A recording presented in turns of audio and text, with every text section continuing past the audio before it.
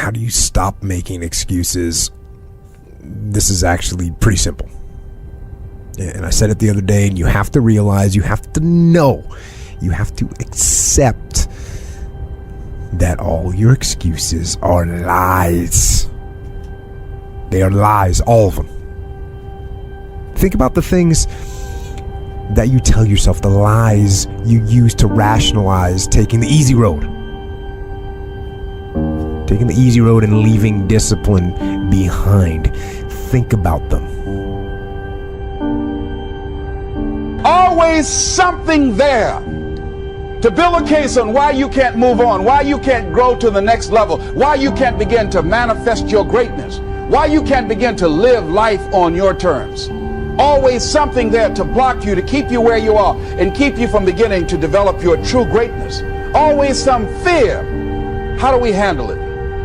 And I'm saying that if you've been hiding out behind but, if you've been using the fact that you don't have enough money or you don't have the education, take it head on. Go get the education. You don't have time. That's a lie. You don't have support. That's a lie. You don't know the best way. Or you're too old, or you're too young. Of course you're too old or too young. Lie. And there's, you're too busy. Sure you are. That's a lie. And you're too tired, or you're too sore, or you're just plain not feeling it. Lies, lies, lies. And the list goes on and on and on. And it doesn't stop if you don't make it stop. What happens is about the same. You might put that in parentheses here. Same. What people do, that's what's different. Everything can happen. Anything can happen. But it's not the happenings. It's what you do about it. Somebody says, yeah, but you don't understand the disappointments I've had. Come on. See, a lot of people pretend that they want more out of life. But all you have to do is watch their actions. People will tell you, oh yeah, one day I want to have a restaurant. See, they're pretending they want to go into business for themselves. They're not serious. How can you tell, Les? Watch their actions. Watch what they're doing.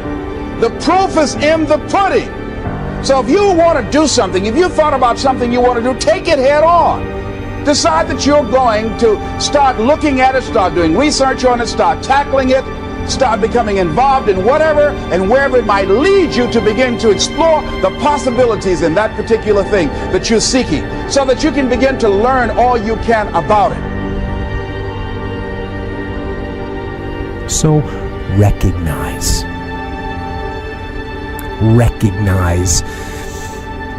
the excuses are not valid. They aren't. They're trumped up. They're conjured up. They're fabricated. They're lies. And how do you stop the lies? You stop the lies with the truth. The truth. The truth will set you free. The truth will stand, and the truth will deliver you from procrastination and laziness and the downward spiral that comes with a lack of discipline. So don't believe the lies, believe the truth. And the truth is, you have time. You have the skill, you have the knowledge and the support and the willpower and the discipline to get it done.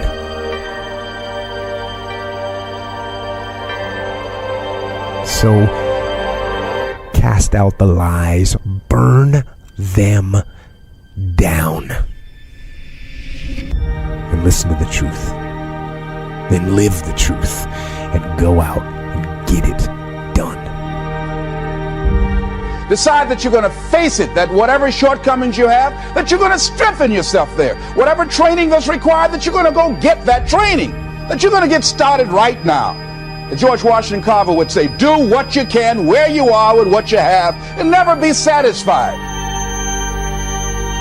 Always strive to be more than that which you are. Yeah, don't get satisfied with yourself. Always know that wherever you are, you can enjoy more, that you deserve more.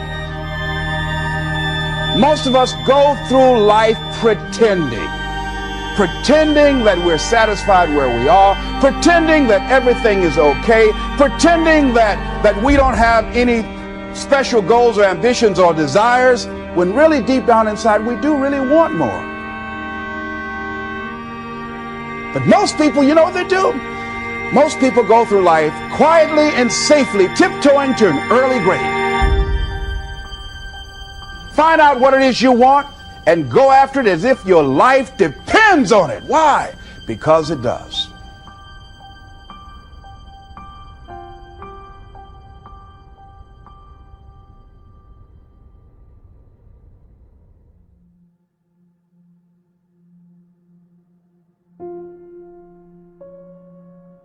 One thing a motivational speaker is supposed to never tell you, or that you heard that a motivational speaker is never to tell you, is that you can't. You can't. You're not supposed to tell people they can't. That's no way to encourage anybody. Tell them they can't do something. But I will tell you tonight that the most powerful motivational speeches that I have ever heard came from people who told me I couldn't do something. You know why? Because when they told me I couldn't do it, I was bound and determined to show them that I could. Tell me I can't do it. I will prove you wrong.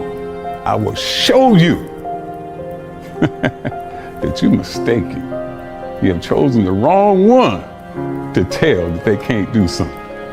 Because I believe, and this is real important, I can't will thwart you, will stop you, will slow you down, will turn you around and cause you to move backwards if you let it.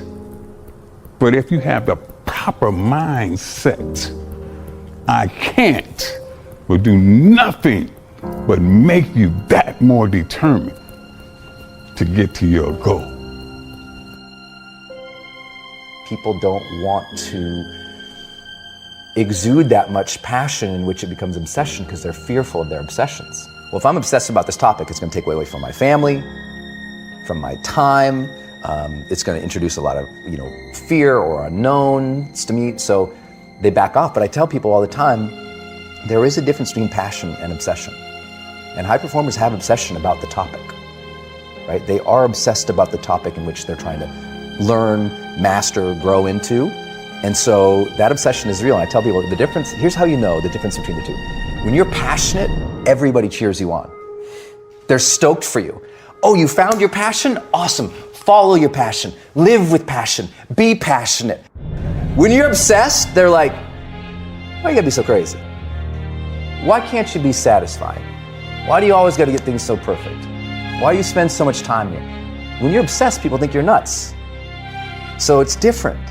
And it's like, I always tell people, if no one thinks you're crazy, you're not yet operating to the outer limits of your potential. You're not there yet.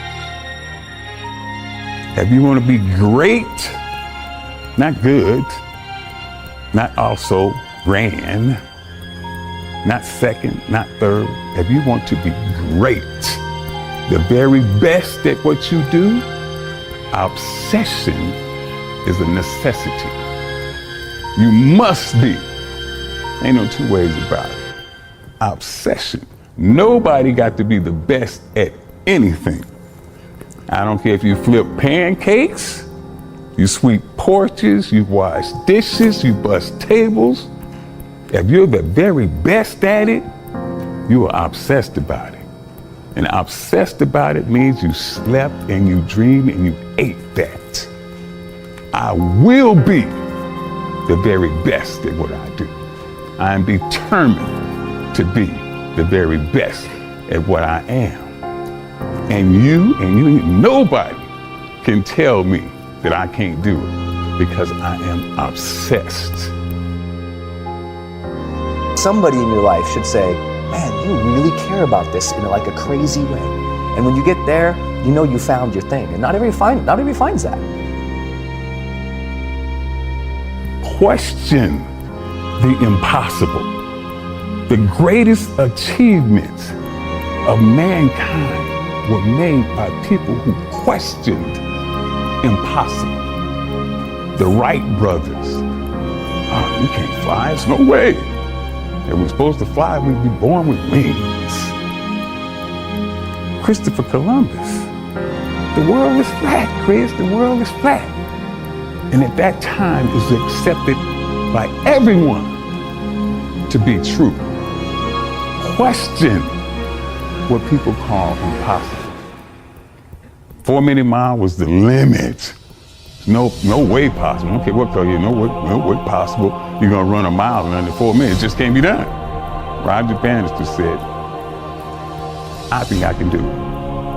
I think I can do it. And he went out there and he proceeded to do just that. Not me, not I. You have chosen the wrong one to tell something like that to. I will show you what I can do.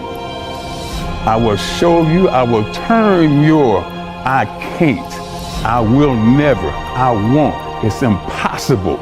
I will turn it around and I will show you that I can do anything. Anything. That is my message to you. Let the I can't fuel your fire. One of the things you gotta understand, my friend, is that you're supposed to fail. You're supposed to fail, because failure is the stepping stone to success. It's not just cliche. Failure is an experience that lends to wisdom that ultimately makes you a stronger version of yourself. Like, until I make my dreams become a reality, I'm not quitting. I don't care how much money I have to invest. I'm going to continue to do this until I become successful. All right. I've got a rule called the show up rule. All right. Somebody said you could pretend that you care, but you can't pretend that you're there. The only way you can be there is to show up. And what I'm asking you to do for me, you'll never be a failure if you show up every single day. Every single day when I come, I show up and I let failure know. Failure is not an option. So what? It takes 12 years to get it forward. Failure is not an option. So what? I put myself in a PhD program when I know that to be a great person in a PhD program, you have to read well, you have to write well, which are my two greatest weaknesses. But failure is not an option. Failure is not an option. You can't even let it sink into your brain into not even a second. You have to know that this thing is going to work. Come hell or high water, whatever it is that I set out to do, it may not happen in 6 months, it may not happen in a year, it may not happen in 2 years, but at some point, my dream is going to become a reality. You know, I get asked a lot, what is the secret of achieving goals? How do you really quantitate it? How do you put it down so every day you know if you're going in that direction of success or maybe you're altered? And people are like, man, is it your genetics? Is it your potential? Is it, when it comes down to it, success has nothing to do with potential. It's all about the perseverance of somebody. I have not failed. I've just found 10,000 things that do not work. Right? And who wrote that? Yeah. Thomas said, come on. These are the things that help me change my thought patterns. They help me to change my mindset. Listen to me. It's 10,000 things that didn't work. And all I have to do is the next one. And once I do the next one, bam, I'm going to be successful. I'm telling you, every time I stand up here and do what I'm doing, all I can remember was sleeping in abandoned buildings. That's all I could think about. But I kept trying, and I kept trying, and I kept trying. And I tell people, I am not the rabbit, I'm the turtle. But I kept going, I was consistent, and I'm standing here today. But what I found out in life, as life goes on, life is about losing. As we get older, we lose our hair, we lose our teeth, we lose our mothers, our fathers, our sisters, and but it's the ones who overcome their lost in life and could shun away adversity and always willing to fight at every particular moment in life are the ones that are able to transcend and be able to spread the word to other people who's in that same particular genre as they are. That's what life is about, stretching and challenging, looking for ways that you can begin to improve yourself. You could turn anything in life into something if you just keep showing up.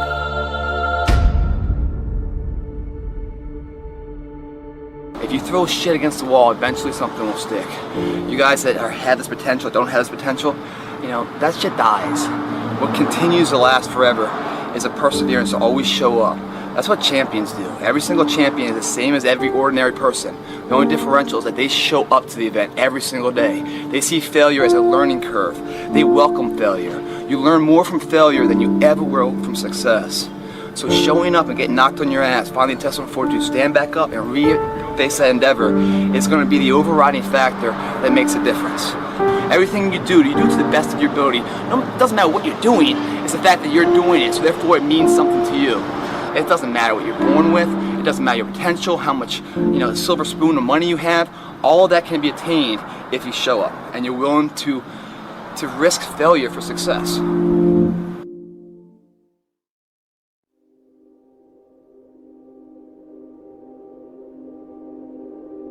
Taking responsibility for whatever happens to you. Knowing that you have consciously made the decisions that are now affecting you. Knowing that what is happening now, today, is the direct result of your activity, what you did yesterday. Self-reliance means counting on yourself, trusting yourself, being confident with yourself, being responsible to yourself, trusting your own instincts, trusting the conclusions that you have developed from your study of experiences and philosophies, taking the credit that is due you, learning from the mistakes that you have made. We hold on to this story that we kind of fabricate, we build in our lives that, about certain things. And that story is basically an excuse and a reason about why certain things didn't happen, why you weren't able to accomplish or do this. And maybe your story or your BS is I didn't have the time, or I didn't have the money, or there was traffic, or this happened to me because of this person, my boss, my family member, my parents, my brother, my sister, the country, the economy, etc. Right? We have these things, these external things that we blame, and these excuses and reasons that we have. It don't matter whose fault it is that something is broken if it's your responsibility to fix it. For example, it's not somebody's fault if their father was an abusive alcoholic, but it's for damn sure their responsibility to figure out how they're going to deal with those traumas and try to make a life out of it. Some people tend to blame others for their mistakes, blame others for their failures. Now what happens is every time that you do that, every time that you blame or you have an excuse or you BS yourself or have a story, you're giving away your power. You're basically giving away your power, and you have no ability to change what your current circumstance is. You have no power to change your life because you're putting it on something outside of yourself that you have no control over, right? You have no control of the external world in any way, right? You have influence at best, but you have 100% control over yourself, over your own mind, your own thoughts, your own actions, your own behaviors in your life. You have full control over that. You might be influenced by the outside world, but you're ultimately the person that decides everything in your life. As long as we're pointing the finger and stuck in whose fault something is, we're jammed and trapped into victim mode. When you're in victim mode, you are stuck in suffering. Road to power is in taking responsibility. Your heart, your life, your happiness is your responsibility and your responsibility alone.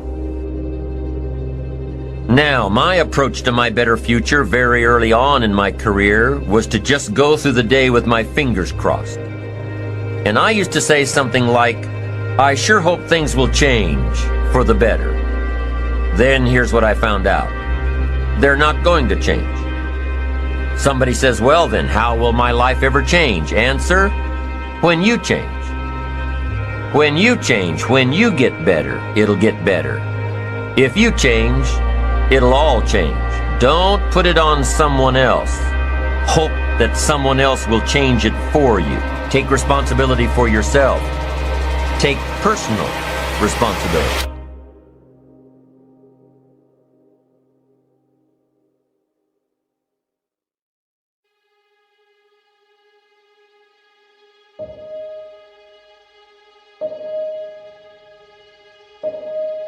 It's a constant storm to try to figure out what you're about, and you change. At 26, you're all about the hustle, you're gonna be a billionaire, this and that, and then you go to the bar one night and you fall in love, and it changes what you care about, right? And then you have a child, and then this happens, and then that happens. Things change. You just have to always consistently try to figure out what's driving you, and not because other people are watching, and not because that's what your dad wants, and not that because that's what you said was gonna happen, and it doesn't look like it, and your family's gonna judge you. You just have to be as real with yourself as possible, and that is a very difficult struggle, but when you're not, you create enormous vulnerability and unhappiness. Truthful conversations redeem people. Because if you come to a clinical psychologist whose worth is salt, you have a truthful conversation. The conversation is, well, here's what's wrong with my life, and here's what caused it. You know, maybe it takes a year to have that conversation, and here's how it might be fixed. Here's what a beneficial future might look like.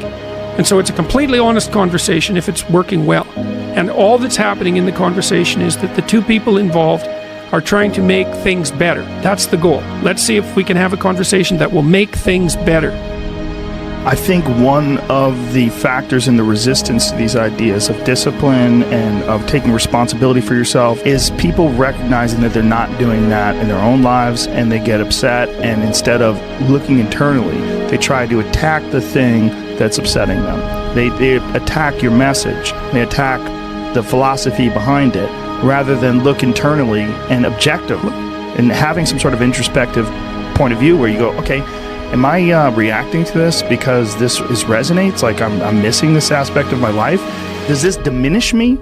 Or is this guy pointing something out that I can benefit from? Very few people are willing to do that. Very few people are willing to take that critical moment to look at their own behavior and look at their own thought process and wonder if the actual adverse reaction they have to this person's message is because they know that they're wrong. Start the process of becoming much more honest with yourself. It will help you make much better decisions, and it will help you in the long run. It may not taste as fun or as glamorous in the short term, but it will put you in a much better position. Stop doing the things that you know are wrong that you could stop doing. Right? So it's a fairly limited attempt. First of all, we're not going to say that you know what the good is or what the truth is in any ultimate sense. But we will presume that there are things that you're doing that for one reason or another you know are not in your best interests. There's something about them that you just know you should stop. They're kind of self-evident to you. Other things you're going to be doubtful about. You're not going to know which way is up and which way is down. But there are things that you're doing that you know you shouldn't do. Now, some of those you won't stop doing for whatever reason. You don't have the discipline, or maybe there's a secondary payoff, or you don't believe it's necessary, or it's too much of a sacrifice, or you're angry or resentful or afraid, who knows. But there's another subset that you could stop doing. It might be a little thing. Well, that's fine. Stop doing it and see what happens. And what'll happen is your vision will clear a little bit. And then something else will pop up that you will also know you should stop doing and that you could stop doing. And you could do that repeatedly for an indefinite period of time. And you know, that doesn't necessarily mean that you're going to ever be able to formulate a clear and final picture of what constitutes the truth and the good. But it does mean that you'll be able to continually move away from what's untruth and what's bad. And you know, that's not a bad start.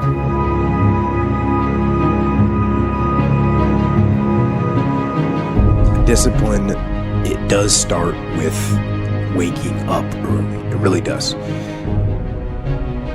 But that is just the beginning. Discipline is the root of all good qualities. But you have to absolutely apply it to things outside of just waking up early. It's everything. It's working out every day, making yourself stronger and faster and more flexible and healthier. It's about disciplining your emotions so you can make good decisions. It's about doing the tasks that you don't necessarily want to do, but that you know will help you. And that's what discipline is. Discipline means taking the hard road, the uphill road, to do what's right.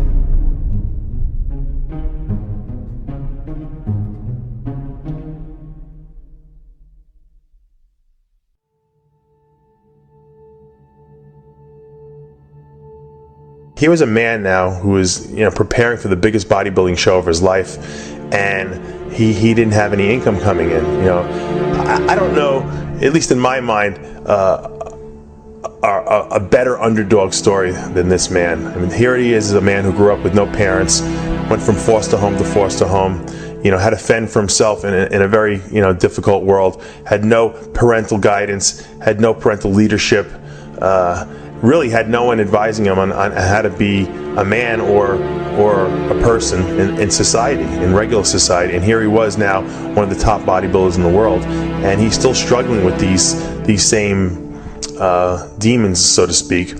While other bodybuilders, out there, all the competitors seem to be living in the lap of luxury with high-paying contracts, high-paying magazine contracts.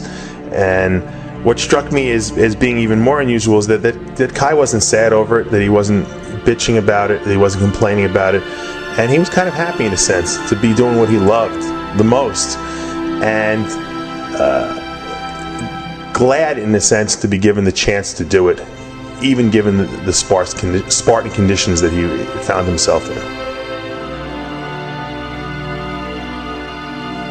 Successful people, I imagine, have to worry less about what the size of the obstacles are, the finances or the lack thereof, and all the other things that we can say represent the size and weight of the opposition, and what the successful person is going to aim to do, and what all of us that would like to be successful would probably want to adopt as a part of our philosophy would be to worry less about the obstacles and fix our thoughts on the goal.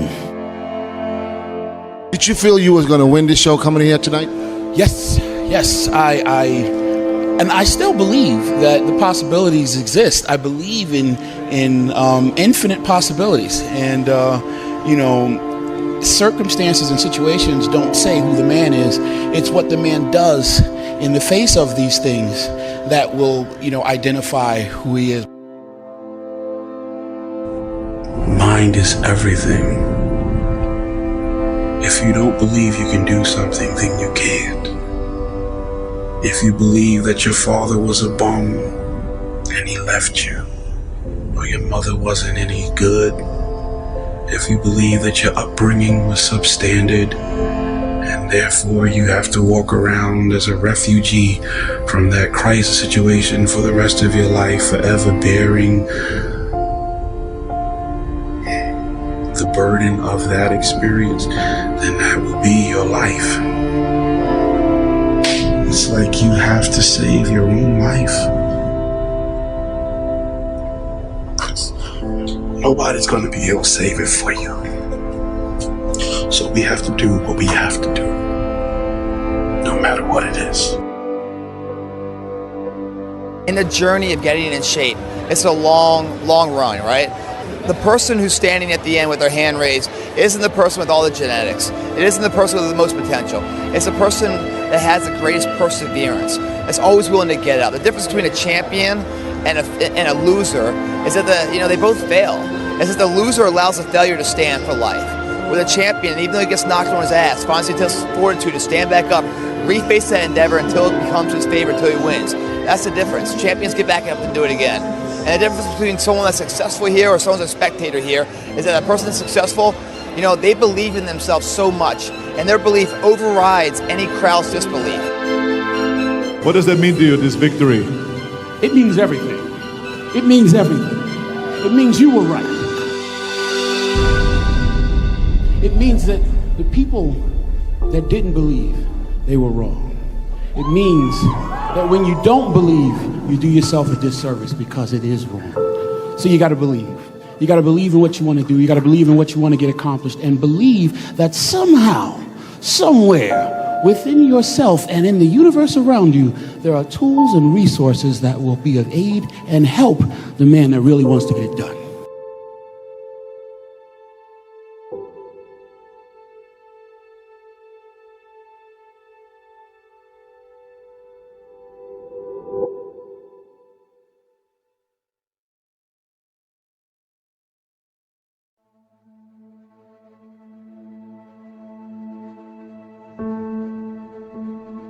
Be clear in your mind in what you intend to achieve. Know what you are going to do. That doesn't seem like too much to ask. Certainly in war. And you wouldn't think it would be too much for people to ask in their lives either. But how often do we see people going through their lives without knowing what they are trying to do, without having any intent, without having a clear mission? I'm talking on an individual level. As a person, people go through their lives without knowing what it is they want to do, what they want to accomplish.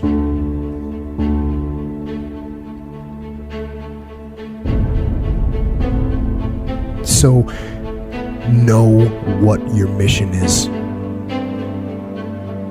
Know what your intent, as the commander of your life, know what your intent is, and then fight with everything you've got to win. Don't let nobody turn you around. That's real. Because that's why most people don't act on their dreams and ideas. That's why most people, when I'm talking with kids that are in institutions, and I said, what happened? Why did you give up working hard and making good grades? Well, they started teasing me.